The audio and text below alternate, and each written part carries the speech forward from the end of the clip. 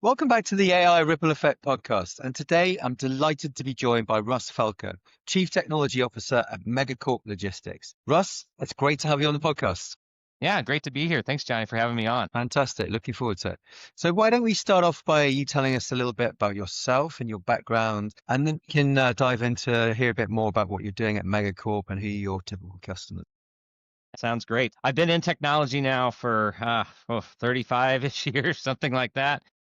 Had focused the last really decade in the logistics space and third-party logistics in particular, but prior to that, have founded 3 companies, been kind of the first technical employee at multiple startups, and have done quite a bit of consulting across different industries and sectors.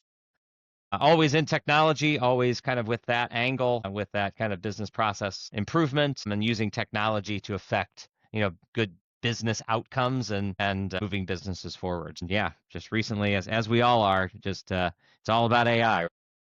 You're the perfect guest for our show, Ross. That's the brilliant introduction. So before we do get into AI and some of the topics around that, we like to start off by getting a bit of a temperature check from our guests on what you're seeing as the main sort of broader themes out there. What do you think? So from a logistics perspective, the big themes right now, of course, are just trying to deal with the various forms of volatility that are happening within the industry. So whether that is the on again, off again tariffs, I feel like there's like this, bad relationship right now. It's like, no, we're together. Oh no, we're not together. But so there's that volatility. There's the volatility that's coming and has already kind of started to impact the industry through some of the enforcement of things like English as a English competency or English proficiency within drivers and how that's going to affect things. And then you have lingering effects that have created both volatility and a kind of a dampening of what has consistently been a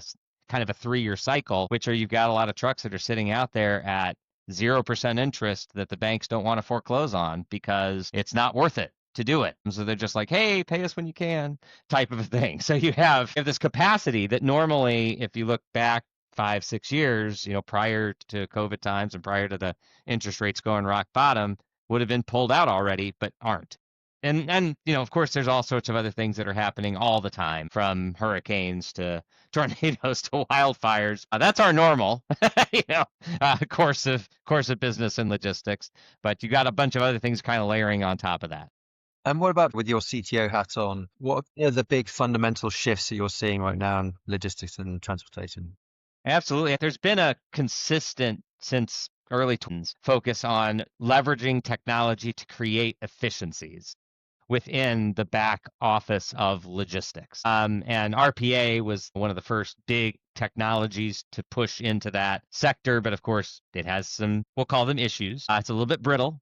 I always call RPA the worst employee you've ever had because it will continue to perform the same action in the face of overwhelming evidence that it should stop.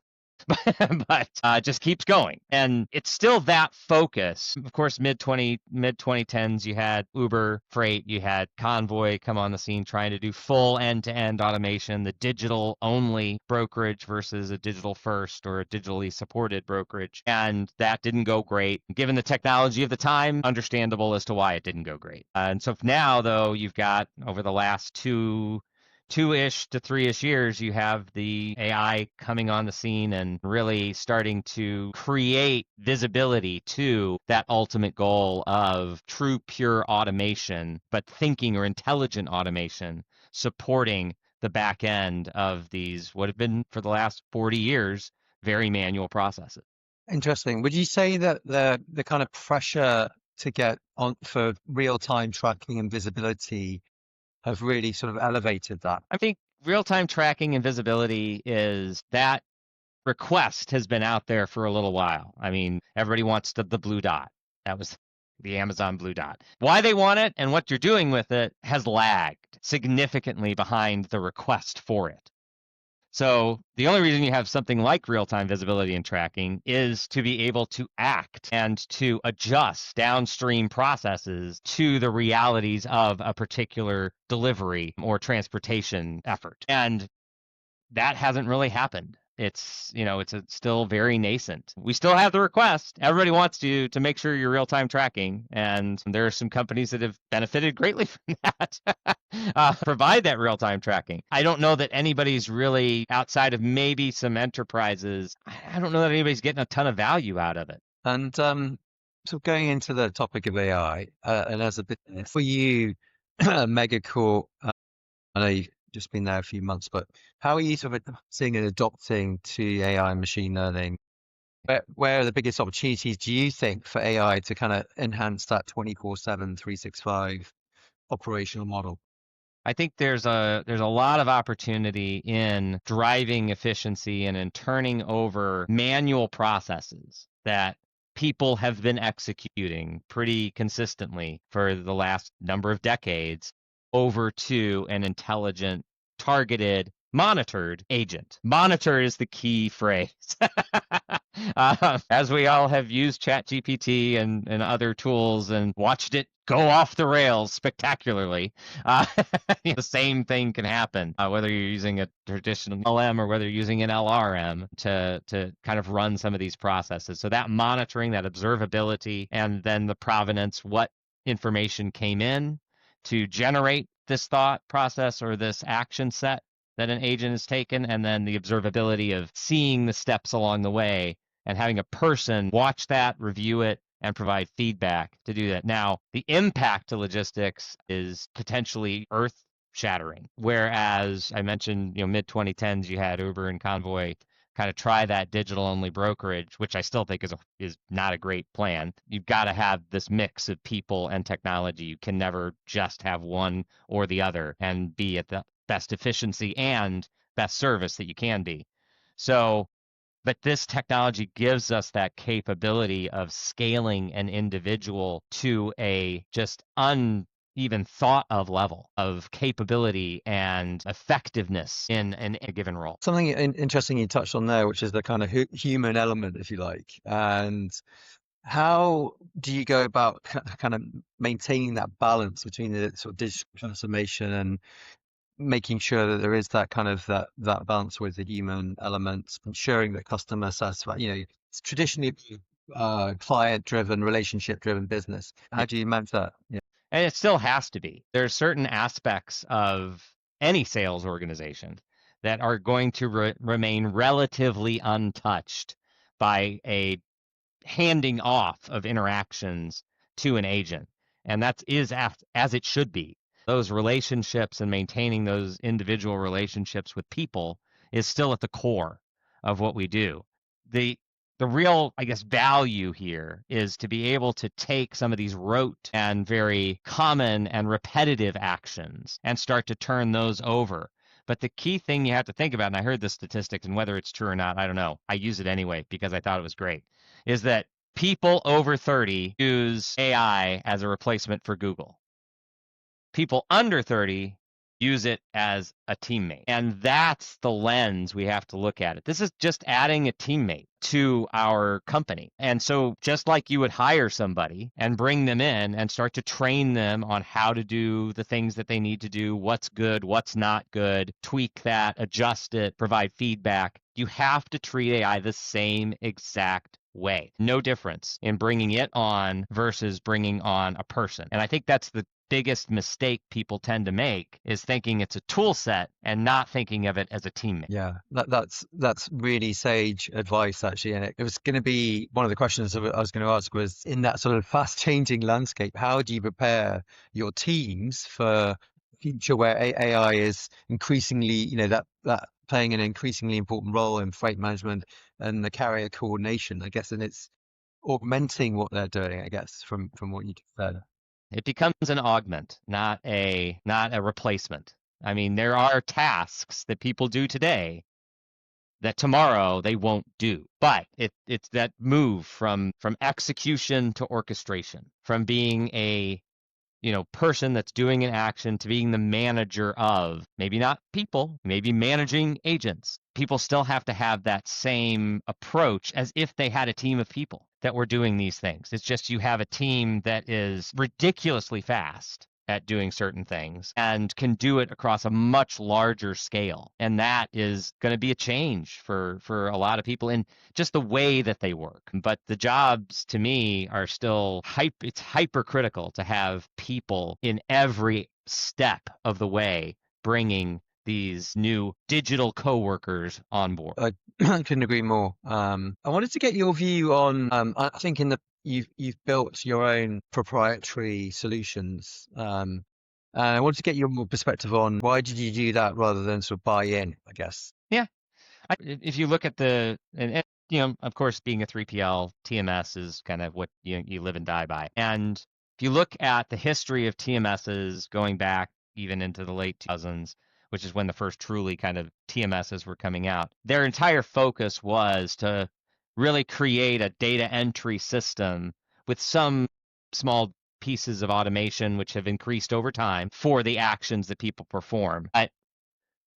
They've always been a little bit, I mean, if you're McLeod, if you're Mastery, I mean, name a system out there, Revenova, you have to appeal to everybody as opposed to being able to be configurable to the point of a company with specific processes being able to do it the way that they want to do it. And so that has led a lot of companies to build their own version of that in order to support those very specific approaches to how that company does business. And MegaCorp is no exception to that. I think that's why it happened. Now, the interesting thing is where it's going. When you think about a TMS, and then you start thinking about a TMS in the context of what we've just been talking about, which is an digital coworker or an AI coworker working with it, an AI coworker doesn't care what the layout of a screen looks like.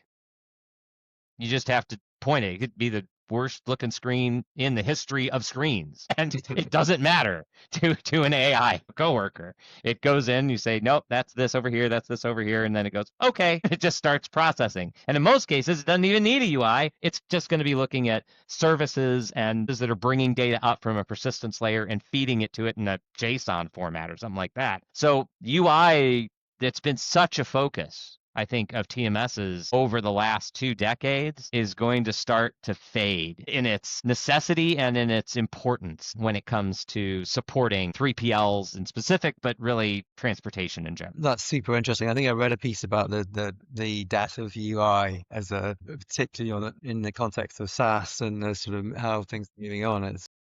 Yeah, I think the phrase I've used is dead man walking. Yeah. So I guess you're going to have a busy 12 months ahead. What's on your agenda from a growth perspective?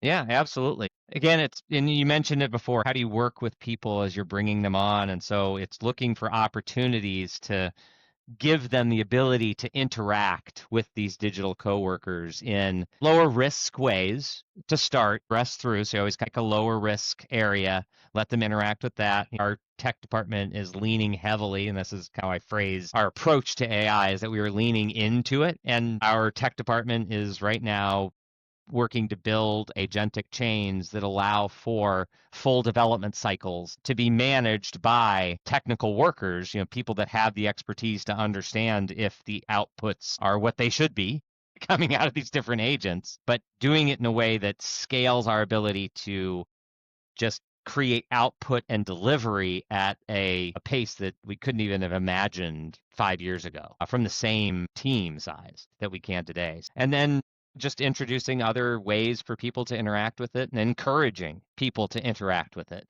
Putting in the safeguards that, keep people safe from themselves in some cases. Those are available. Those are out there. You can do that. Now it's about making sure you're giving people different use cases and different ways to use it themselves and use it as a coworker and really start to create that mind shift and that perspective shift that we need within the organization. Yeah, I think that's super interesting. I know that IKEA, as an organization, invested in training 3,000 of its staff for that very purpose. Very sensible and indeed. A bit of a question. I know this sort of spans your move to MegaCorp. If, with the benefit of hindsight, and let's say if you had a time machine and you could go back 12 months, what would you do differently? I think I would have I don't know if there's much I would have done. I think I would have leaned more into just pushing people to use AI, but in a very targeted way, and really gone kind of group by group, person by person almost, and say, hey, so here's what you do on a day-to-day basis. Let's do it with AI here. Let's do this thing that you're used to doing. Let's do it with AI here. And really gotten more of that in place over the last 12 months, just so to make people more ready for the change and for the what I would consider the inevitability of AI agents being a larger part of your workforce than people are, if you look at pure quantity of actions performed. Mm. Well, that sets us up perfectly for what is the last question, Russ, which is about AI and its impact. On a scale of 10, where 1 is no confidence and 10 is total confidence, how confident are you that AI will create a measurable value for MegaCorp, for your business, in the next 12 months, but then in 5 years from now?